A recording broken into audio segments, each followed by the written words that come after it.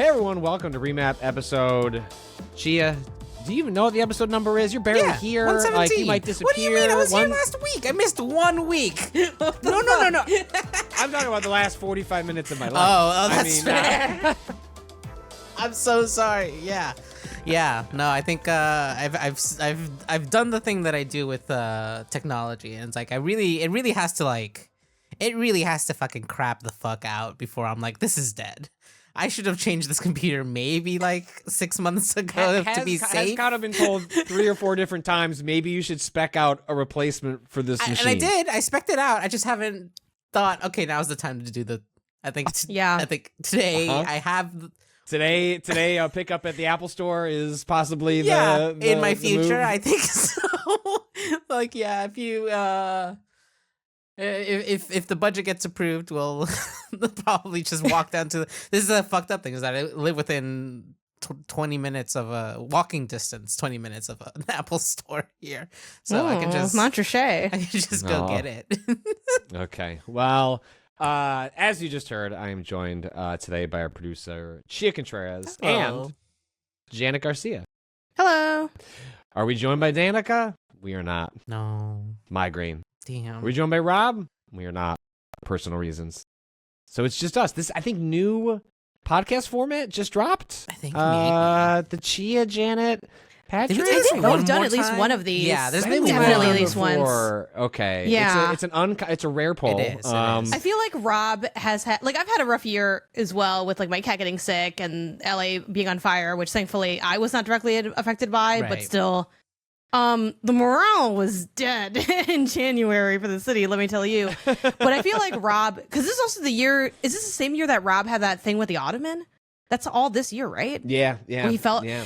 I feel like Rob has The had... thing with the Ottoman is an incredibly funny way to phrase it. Rob has had a lot of challenges. Like, if we're going band for band on trauma, there's a debate to be had between me and Rob. Hit the health insurance deductible. Yeah. For sure. I mean, in a metaphorical sense. Yeah, then the squirrels and stuff he's fighting. He's just got a whole bunch of stuff going on there. I'm not sure we count that. You know what? Thoughts and prayers. squirrels Some of them aren't are real? some of them are problems you choose, and some of them are problems that happen to you. You know, Yeah, like, it's true. there's a difference between the two of those. And there was a brief moment, an increasingly possible moment, that this was going to be a Janet Patrick podcast. Yeah. In which, as we were waiting for Chia to work out their technical hiccups, I was like, if this was just going to be you and I, we just burned 40 minutes of casual conversation that could have been I know. the podcast. Damn. But we're Can you we're imagine all if we, here. like, secretly hated each other and just had to sit there together for 40 minutes? Yeah, I don't think you I'm would like, be thank in God you'd we be- can stand each other. Yeah. You wouldn't be Like, here so- if that were true. What's the No, weather like- like in Chicago this time of year? Like, just I making gotta shit up. go to the bathroom again. It's only been 50. I don't know. Weird morning. Yeah, I Um, think I heard weird. something. Someone's delivering something to me at 8:20 in the morning. I meant to note this, but before we started. But at some point, there is a signed delivery from FedEx that I will have to get up and probably get Sure. up while Can we're you, recording. can you Okay, say what actually- it is, or is it secret? Funny enough, it's a delivery from Apple with a new iPad. It's Chia's new computer. It's a No, new it's not. computer, It's yay. not. No, it's not. Thank you. I found Yeah, out so just redirect. I'll redirect this iPad to Chia, and it's like, you know, I just figure it out. You know, we've been we've moved a bunch of stuff around the studio space. Same general setup, looks very similar on camera because it's the same setup. It's just moved to a different spot in the room. And while we were like moving stuff around, we're still cleaning up the area. Isaiah noticed yesterday. We streamed Repo at the time of this recording. That was yesterday, and I used my wireless just Mac keyboard because it was just easier than trying to sync a new one. And he noticed that the battery on it is swollen. He's like, "How long has this been this way?" I said, "I don't know." Oh no. He's like, "Okay, we got to throw this away." And I was like, "Oh, but keyboard." He's like, "It literally could explode at any time." So that's where I am on tech. Like, Damn. at any given moment, something can kill me, I guess. That'd be And bad. I wouldn't notice. well, I don't know how old my iPad is. It's old though. It's like to the point where, if it's not plugged in over the course of a week, a day later you wake up and the battery is like down 60%. And it's like, okay, for a device that I'm supposed to like be able to pick up and just casually use to browse something. If it has to be charged 24/7, I don't know that it's as useful anymore. But as always, we are a reader-supported show and website. If you enjoy Remap Radio and wish to become a supporter, you can learn more at remapradio.com/sign up, or just click the orange button in the upper right corner of the website. Our subscribers let us keep doing the shows, the streams, and articles that define Remap. But first, beyond all that, it's a new day in New York. Get fucked, Andrew Cuomo. Fucking recently, get fucked, Cuomo. The mostly anonymous, yet still very handsome, New York Assemblyman Zohran Mamdani is mayor-elect of New York, but built largely on a platform of excited young people, harnessing new media, and relentlessly pushing a controversial message. Things should be affordable to normal people. Normal people should be able to live in the city they live in. Shocking. How are we feeling? How's Mamdani mania? I'm so happy to wake up in a communist New York. I've already When I wake up turned in my own red world, I get up out of bed and wave to my girl. Yeah, Mamdani. yeah. Holy shit. That's a little too perfect. He's so honestly. cool. Yeah, no, it was great. I was out last night and when the news hit, it was really fucking sick to be out in the street because there was like obviously other What does that mean? What is out on the street? Not canvassing, but like a little party in the park. Like what do describe the scene? Yeah, no, I was walking down I was down in Chinatown because normally Tuesday nights is Netrunner meetup night. So the crew that was there, we usually stay around until like 10:30. But we left a little early to go grab some food nearby because one of the people that is a regular at the meetups is quitting his job today. And so we're like, yeah, let's go get a drink. That seems like something worth celebrating because you hated that job. And so we're like out and about when the news hit. And like, obviously this like zone, like kind of in the Bowery area of New York, has like a bunch of different like bars and like they're all fucking full. Every single bar you can see is full. And at a certain point around like I forget exactly when it was, like 9:30 or something ish, we're like making our way down and just like you hear an eruption of like cheers. So like, holy fuck, it must have happened. It happened. And like given the location that we were at, I didn't even need to check to know which way it went. Just like, nah, it's like I know where we are. We're like basically Chinatown. There's been a lot there. It's very funny. There's a ton of Curtis whatever Silva, the guy with the beret, the guy, the rejected Metal Gear Solid boss. Yeah. Revolver Curtis. Yeah, the Metal Gear. Yeah, I don't know why draft. his like posters were the thing that exists the most down there, but like whenever you had talked to anyone, like they're like, no, we don't. Someone else puts those up. Like we don't actually care for him. We're just like not gonna go around and take them down. It was awesome. Like, you know, it was great. Very excited, you know. A lot of work to be done, but it seems like it's like, you know, that one shining light in like, wow, this year's been kind of hell politically. So glad that New York can have this one win at least, because goddamn, Eric was such a fucking mess. Largest voter turnout since I think it was like 69 or some shit. Okay. Yeah, that's great. Like either candidate, right? Like I think both Cuomo and Mamdani were kind of smashing records for turnout, which is, you know, noteworthy, I suppose, in the case of the accused sex pest that was run out of New York, only to come back on the argument of, I mean, but that guy's Trump said he wouldn't take money away from me, sort of platform, the boomer platform. But yeah, it's interesting. I mean, it comes on the back of you know, sort of Democrats sweeping a bunch of other kind of noteworthy elections, and like the first moment people have had where it's like, well, if you don't want to donate money somewhere, I can't vote just standing on the street corner with a sign, you know what I mean? Like tangible, sort of like, can I go do something that feels like I like did something a little more sort of tactile? And so, you know, it does not solve everything overnight. We've entered month 3 of the Midway Blitz in the Chicagoland area, where the Trump administration publicly refused to stop running ICE raids on Halloween because they don't give a shit. So like, it's like there's a long way to go, but it does.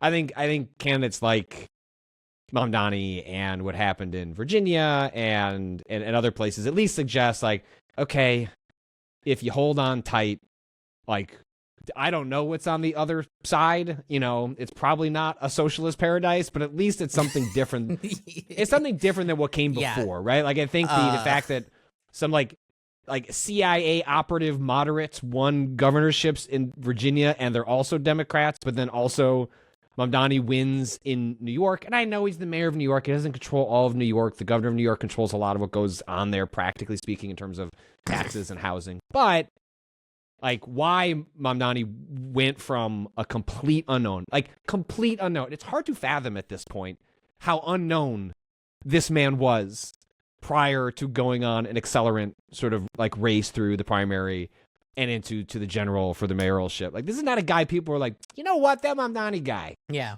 Think he's going places in the future. No, nobody knew who this fucker was. Like, nobody knows who New York assemblymen are. Like, Otto, do you know who your assemblyman is? I believe it is Crystal Hudson. Yeah.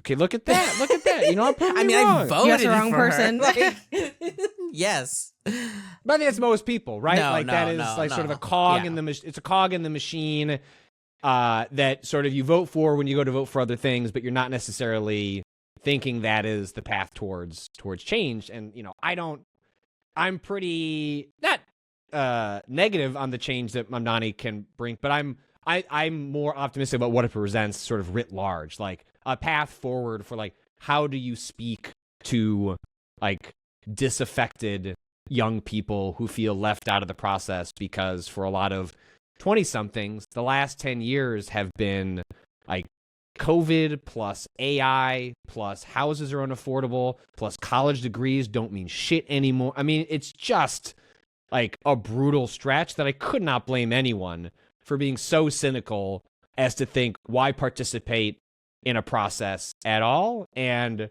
regardless of whether Mamdani actually makes New York affordable, that is a generational project. At least like the way he talks about the problems and what's worth talking about, I think is like incredibly useful going forward.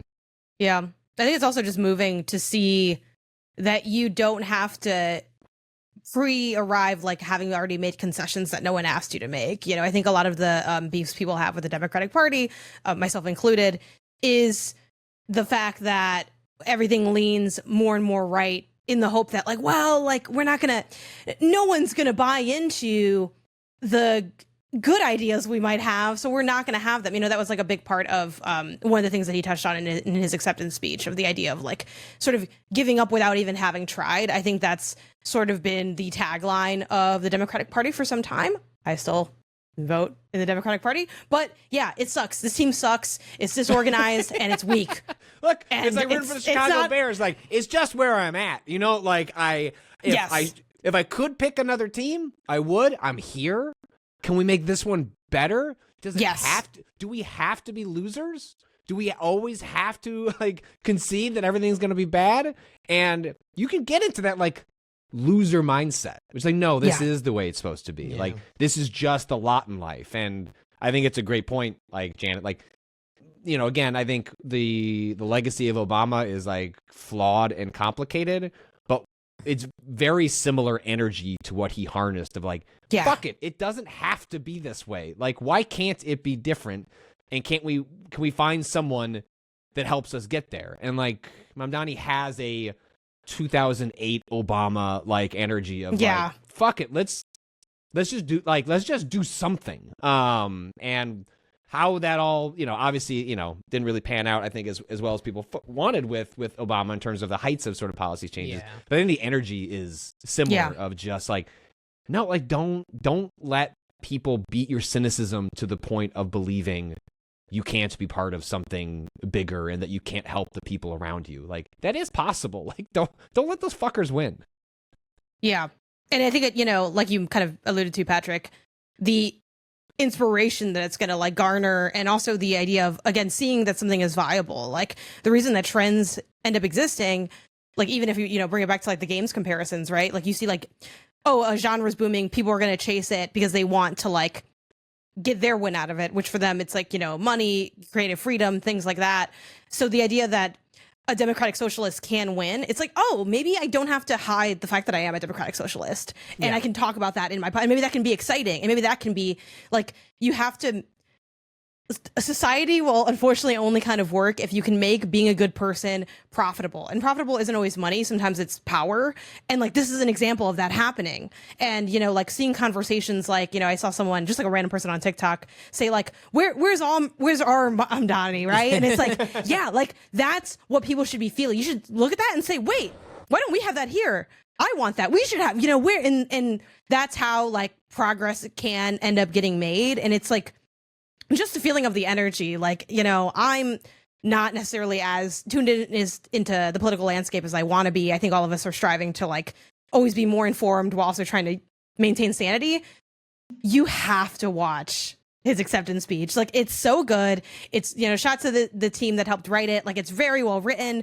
It's well delivered. And it's just like good energy, good vibes, moving. Like, I felt so good watching that, and I really haven't, and I've seen like other, political speeches, obviously, but usually it's like, all right, cool. I don't know. I haven't felt like, I really did feel like, again, it's like, there's I'm like, there's, when there's, Obama won and I pulled it up on my CRT in my room and I watched that, it's like, yeah, that was like the feeling. And it was so cool. It honestly felt like I was watching like a Spider-Man cutscene. I was like, and the city's gonna be okay. I was like, Oh my God. I'm like, if this was made by PlayStation right after like all of them hug on stage, Spider-Man would talk to Miles and they'd be like, there's still work to be done. And then we'd be like, and then, and then we'd know there'd be a Spider-Man 8 coming out or whatever. So yeah, it had that feeling to it. So Hey, so just a good night. I was wrong. Crystal Hudson's my city council member. The assembly member is someone I've never heard of. But yep, Typed it 100%. over, Yes, like, all of I'm a sudden sorry. you had Yeah, to I needed to stress know. over whether it I was needed real. to know. Honestly, you're I'm so valid for that. sorry. I was like, You're wait, so valid for that. wait, no, Crystal's on council, isn't she? Oh shit! Wait, who's the fucking guy?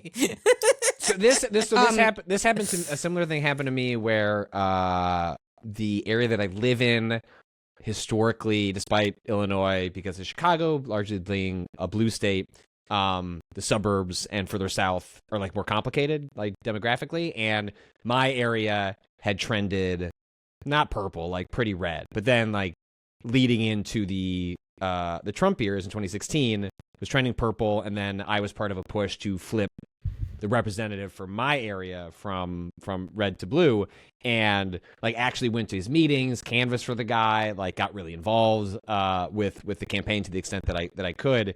And then 2 years later, I go to vote in the midterms.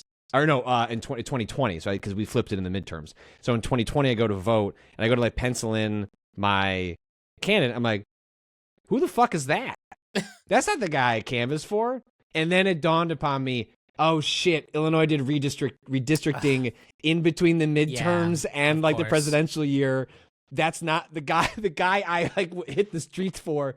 Not my rep anymore. Like, just totally someone else. As I looked up the map and saw the little snake that like fit in the area that I live in, I was like, oh, I like that guy. Well, I mean, I'm still gonna circle it. Like I want that person. I want the D, but like, no, I shouldn't have said that. Shouldn't have said that. That's cool. People online won't clip it at all, or no. use that I'm gonna out of really glad. context, I gotta be really glad Danica's not here. Really glad Danica's not here right now. I can pretend to be Danica if it makes you. What was that, Patrick? What do you want? No, no. I like to shoot things from the back, Janet. Yeah. That was both of us. I caught her eye and we just could not stop. Yeah, and I was watching you two look at each other like through the call. Is like that was my my moment there. But it's not a 1-to-1, but it reminds me of back in 2016. when Trump was campaigning for the first time, he wanted to speak in Chicago at UIC, which is University of Illinois Chicago. It's like a college in Chicago, which is like, you know, Chicago's very blue, but it's like, oh, well, they're just, he needs a place to speak, and that has a big like auditorium or theater. So like we went to protest him being there, of like, oh, like you can't, you know, pull up to UIC, da da da da. Like we were like protesting, and then also like some people did the, oh, sign up for the ticket inside. So then we'll have protesters inside, and also like less people in there if it goes through or whatever, or like when it happens, because we were just expecting, okay, he's going to be here, and we'll just let him know that we don't like him. And that's the vibe of protesting usually. But he actually ended up last second canceling his appearance. And he went on Twitter that day and said, the organized group of people, many of them thugs, who shut down our First Amendment rights in Chicago, have totally energized America. And I have that because I screenshot it and made it my banner on Facebook, because that's how old the story is at the time. That's why I had it so handy, because I only have like 9 banners on there. But that's kind of the vibe, where it's like this kind of thing also will piss off Trump. It'll piss off people that think like him, and it does. And and that feeling is true. What the reason I saved that is that it's one of those classic moments where every now and then, obviously, like Trump just talks out of his ass, but then he says something that is like low key kind of true at the end in there, and that's what happened here, where it's like, oh, obviously the shutdown, my right to speak is like bullshit, but well, actually, what we kind of did, but like I don't know, he was too scared to come, whatever. Part for the course, but that have totally energized America part, where it's like, yeah, like we're out here, and obviously we know that how that story ended up going, but for that brief moment, it felt like, yeah, like you can't just like come. It was just like a rare glimmer and feeling like, oh, we did something and something happened. So getting to see that for like the people of New York City was just like super cool, and it was also just nice seeing, you know, people that don't live in New York rally around that and care. It's also a rarity where I'm like, I'm so invested in like this race for mayor in a city I don't live in, but I'm like locked in. But like, I like know so much about it. It's unique about New York in that, yes, it's like heavily blue, but like there is a strong tension between the moderate elements of the Democratic Party and the leftier, so you know, more socialist leaning, more progressive leaning. Like so often, New York ends up being an argument over like, what does it mean to be a Democrat? Where is the party going? And so it becomes a useful proxy fight for like, what do we do next? Like before there's the bigger stakes of a midterm or something like that. And so that's what I think makes, like, I'm just glad that it wasn't closer. Like he won by enough of a margin that, like 8 points or something, you know, right? Yeah, it was enough that if a Revolver Ocelot had dropped out, like, you know, it wouldn't have necessarily, you know, turned into Cuomo winning. Yeah. Because if Cuomo won, that would have been obviously disastrous from like a policy level and like what it represents and like what we're willing to roll over on in order to achieve some measure of what we would call victory. And also, if it was really close with Mamdani, then it was just like, well, then people aren't going to give him the credit. Even though it deserves all the credit in the world from going from a complete unknown to the betting favorite to the winner of a primary against a generational legacy candidate in New York, like that should be enough. He's Belatro. Yeah, but you also want everyone just to shut the fuck up and like think about it and like, what does this mean? What are the takeaways? And I think it's a combination of policy and just attitude. Like, it's not that podcasting is king. I don't think the better podcaster wins, but there is a way that Mamdani was able to synthesize his message and his values that he could do a 3-hour podcast, a 30-second video, a press conference, a traditional interview, and it all felt the same vibe. You understood what he stood for, what he wanted. And like, even if you disagree with him on what he wants to do, that is like the legacy of like a huge part of his success. Is like he connected in New York because of the policies he was pushing, and they were the right ones to push, and they're ones that I value as well. But like more broadly, it's like you got to find a way to talk to people, and like he talked to people like they weren't idiots. He talked to people like they. I mean, that one line he always like kind of went back to is like, I actually like living in New York. Why are we electing people that don't like living here? Yeah. And like want to turn it into something it's not. And it's like, fuck yeah. Like I think that's something where on the outside in really resonates is like, why would I elect people that don't seem to like the place that I'm in and want it to be the best version of itself? And it seems like Mamdani He's like, I love New York. I don't want to turn it into Tennessee. I want it to be fucking New York. That's pretty reasonable.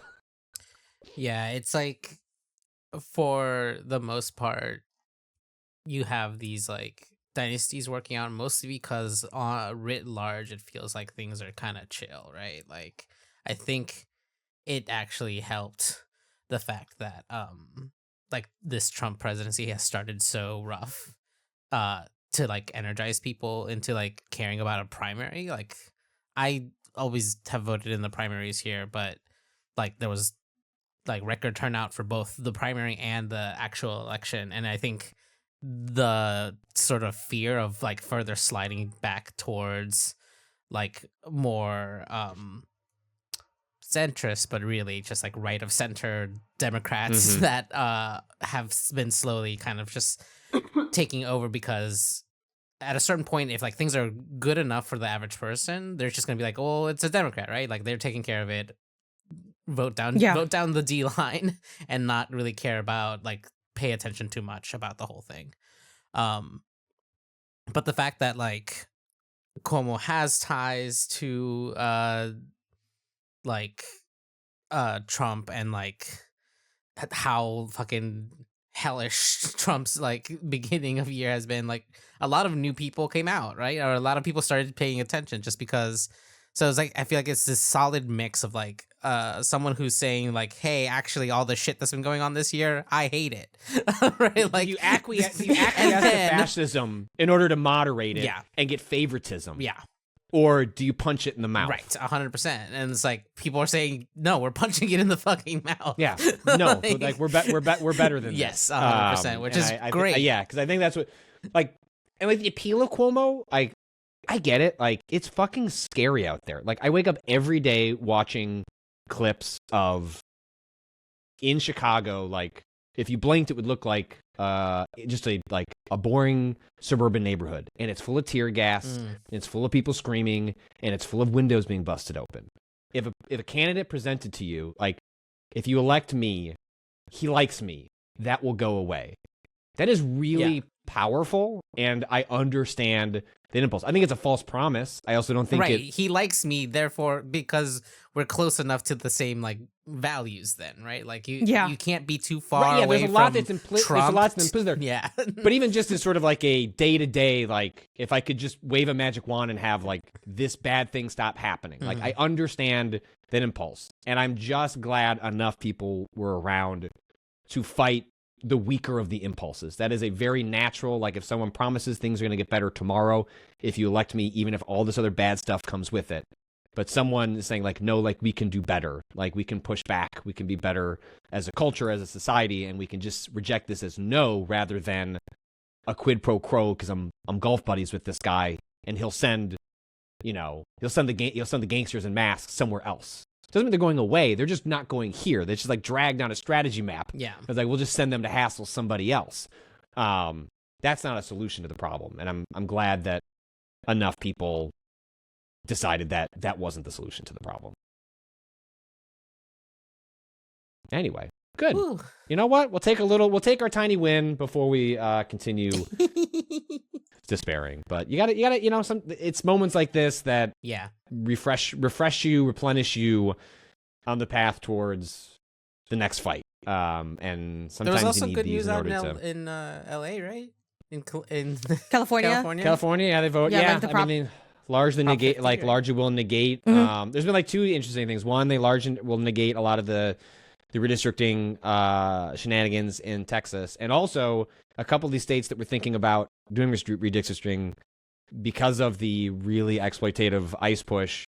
This idea that, no, actually, like, Latinos for Trump, like, this is a general shift to the right, like, maybe not, and putting a lot of potential seats at risk if there was a true blue wave next year. So, I mean, there's a world where that scares off some of these states from doing some of the really hyper gerrymandering, and that's why you get out. That's why the margins matter. That's why, like, even in a win, margins still matter, because winning by 1 or winning by 10 is the difference between, like, oh, well, that's a flip of the coin, and, like, oh shit, maybe I need to re-examine my priors and put a little fear in the hearts of the people rotting at the top. And get that mail-in ballot. Get I that was mail-in feeling ballot. really tired, just generally. I was like, God. It's like, what day is it? It's like, let's fill this out. And then it's like, and then later, like to get the good news of like, yeah, look at that. You know what I mean? Yeah. Like, it's just like, because and people always post about, and I get different places have different things or whatever, but like, oh, I have to stay in line, whatever. Get your mail-in ballot. I just drop it off at the library. It's so easy. Like, it's so easy. You can't not do it, you know?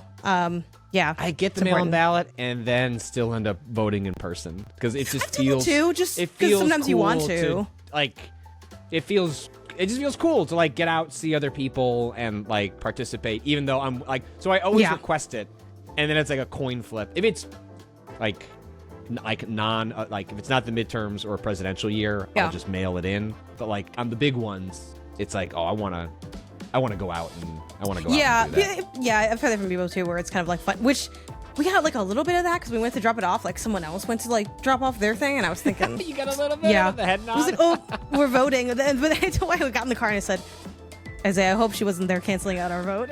And then he's like, no, if so, we're canceling her vote. I was like, oh, you know, honestly, good way to think about it. Yeah. Slay.